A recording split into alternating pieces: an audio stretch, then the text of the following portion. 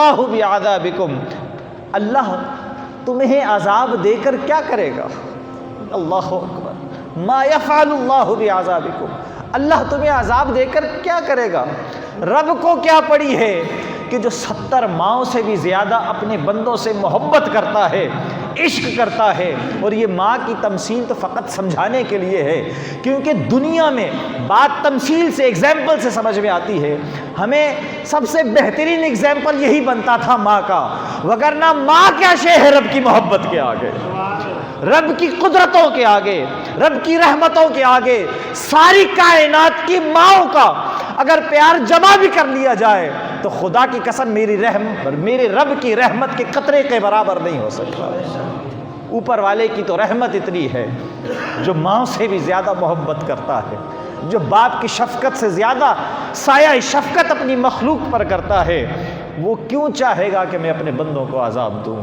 رب نہیں چاہتا، لیکن بندے ہی بھٹک جاتے ہیں. تو رب کائنات پھر ایسی راتیں دے کر اپنے محبوب کے نالین کے صدقے، اپنے مصطفیٰ کی زلفوں کے صدقے، اپنے محبوب کی آنکھوں کے صدقے، اپنے محبوب کے چہرے والضحیٰ کے صدقے، اپنے محبوب کے راتوں کے قیام کے طفیل، ایسی راتیں دے کر ہم گناہ گاروں کی بخشش کا ساماں کرتا رہتا ہے. کبھی شب برات دیتا ہے، کبھی شب قدر دیتا ہے، کبھی رمضان کی طاق راتیں دیتا ہے، کبھی رمضان کے دن دیتا ہے، کبھی روزے کی کیفیت دیتا ہے، کبھی جمعۃ المبارک کے درمیان کی ساعتیں دیتا ہے کہ میرے بندے تو مجھ سے مانگ تو صحیح، ایک بار جھولی پھیلا کر تو دیکھ. یہ دنیا کا در نہیں ہے کہ جہاں سے کچھ نہ ملے، یہ میرے مولا کا در ہے. دنیا میں آپ کسی کے ہاں نوکری کرتے ہو نا، نوکری، اللہ اکبر، آج یہ بات میرے دل پہ لگی ہے اس لیے میں یہ ایک ایگزامپل دے رہا ہوں. کسی کی نوکری کرتے ہو نا، اور آپ سے تھوڑی سی غفلت ہو جائے تو سامنے والا جو ہوتا ہے نا وہ 10 باتیں سناتا ہے. کرتا ہے کہ نہیں کرتا؟ اور آخر جملہ ہوتا ہے کام کرنا ہے تو کرو وگرنہ راستہ. ایسا ہوتا ہے یا نہیں ہوتا؟ بھائی جواب دیجئے نا. جو بھی جاب کرتے ہیں، نوکریاں کرتے ہیں، سب جانتے ہیں. کہیں کام کرتے ہو، تھوڑی سی غفلت ہو جائے تو سامنے والا کہتا ہے کہ بھائی کام کرنا ہے تو سیدھے طریقے سے کرو وگرنہ وہ راستہ ہے، دروازہ ہے، گھر جا سکتے ہو. پھر سامنے سے معذرت کر لی جاتی ہے کہ آئندہ ایسا نہیں ہوگا. قربان جائیں خدا کی رحمتوں پر، ساری زندگی بندہ رب کی نافرمانی کرتا رہے، فرشتے عرض بھی کر دیں نا مولا بڑا نافرمان ہے، رزق روک دیں. رب کائنات فرماتا ہے کہ نہیں، جو کرتا ہے کرتے رہو، رزق باہم پہنچاتے رہو، نعمتیں باہم میری لوٹاتے رہو. رب کبھی نہیں کہتا.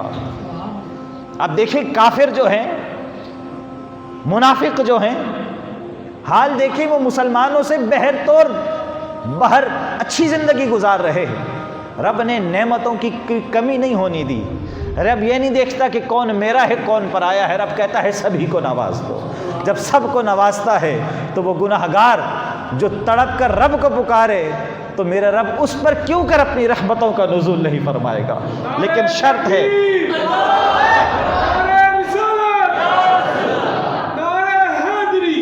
شرط ہے 3 باتیں ہونی چاہیے توبہ میں. بڑی اہم بات کر رہا ہوں. 3 باتیں توبہ کے لیے ضروری ہے. نمبر 1 کہ جو گناہ کیا ہے اس پر شرمندہ ہو، دل سے شرمندہ ہو، دکھلاوے کی وجہ سے نہ ہو، دل سے شرمندہ ہو جو گناہ کیا ہے. نمبر 2 اس گناہ کو آئندہ نہ کرنے کا پکا ارادہ ہو کہ اب زندگی میں کبھی وہ گناہ نہیں کرنا. شرمندگی ہو، اللہ کے حضور رجوع ہو کہ مولا جو کر بیٹھا ہوں اس پر بہت شرمندہ ہوں، پھر اس گناہ پر رجوع کرے، رب کے حضور معافی مانگے. اور تیسرا ارادہ کرے، ارادہ مصمم کہ مالک آئندہ کبھی یہ پلٹ کر یہ دوبارہ گناہ نہیں کروں گا. ایسا نہ ہو کہ زبان سے تو یہ کہتا رہے لیکن دل میں ارادہ ہو کہ کوئی بات نہیں، رات گزر گئی تو صبح پھر سے ہو گیا. دل میں اگر 0.1% معمولی سا بھی شائبہ ہوا تو وہ توبہ نہیں ہے، وہ توبہ کے ساتھ مذاق ہے، وہ توبہ نہیں ہے. ہاں توبہ ایسی کرے کہ شرمندہ ہو، رجوع الی اللہ ہو، اور ارادہ مسمم ہو کہ مولا اب قدم نہیں اٹھے گا اس جانب، اب یہ گناہ دوبارہ نہیں ہوگا، ارادہ کر لے، ایسی توبہ کر لے، تو زمین و آسمان کے برابر بھی مولا کے حضور گناہ لے کر آئے تو رب سارے ہی بخش دیتا ہے۔ اور پھر بے شک صبح ہی اگر اس کی ٹوٹ بھی جائے نا توبہ، صبح ہی ٹوٹ جائے، لیکن توبہ کی صحیح تھی، پھر اگر کسی وقت ٹوٹ بھی گئی پھر دوبارہ توبہ کی، رب پھر معاف کر دیتا ہے۔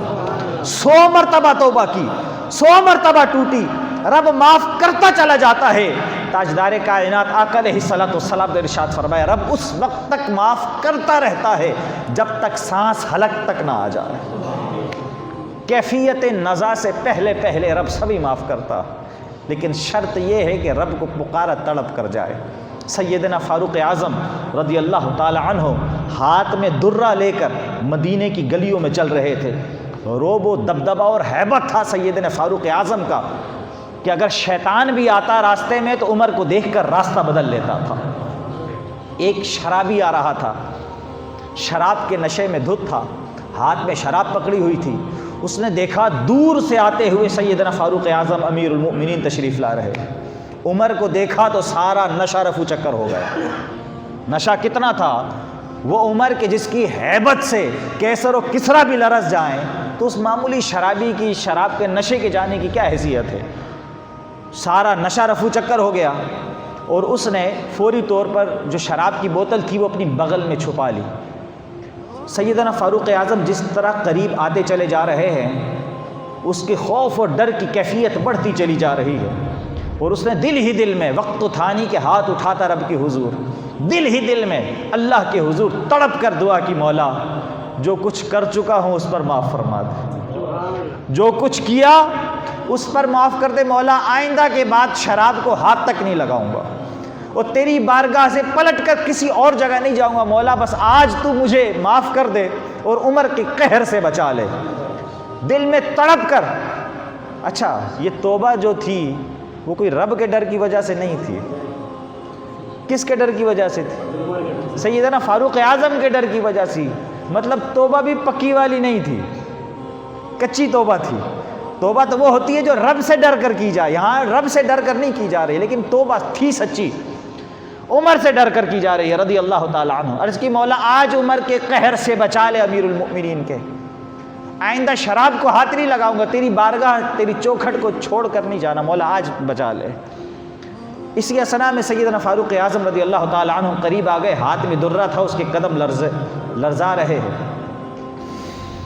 سیدنا فاروق اعظم نے پوچھا کہ تیری بغل میں کیا ہے؟ انہوں نے دور سے دیکھ لیا تھا کہ کوئی چیز چھپا رہا ہے، پوچھا کہ تیری بغل میں کیا ہے؟ اب اسے کچھ جواب سمجھ نہیں آیا تو اس نے کہا کہ سرکہ ہے۔ کیا ہے؟ سرکہ ہے۔ آپ نے فرمایا کہ دکھا، اس نے آسمان کی طرف دیکھا، پلٹ کر بوتل کو دیکھا اور ہاتھ میں پکڑی ہوئی بوتل سیدنا فاروق اعظم کو پکڑا دی۔ سیدنا فاروق اعظم رضی اللہ تعالی عنہ نے بوتل کھول کر دیکھی تو خدا کی قسم وہ سرکہ بن چکا۔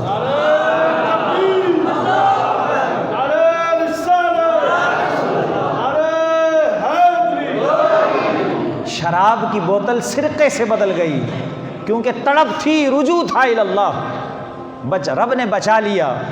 رب فرماتا ہے کہ میرے بندے، تو بندے کے ڈر کی وجہ سے بھی آئے تو ہم تجھے تبھی بخش دیتے ہیں، اگر تم میرے ڈر کی وجہ سے آئے تو زمین و آسمان کے برابر بھی خطائیں اور گناہ لے کر آئے تو ہم سب ہی بخش دیتے ہیں۔ ہمیں پرواہ نہیں ہے کہ تو بڑا گناہگار ہے، چھوٹا گناہگار ہے۔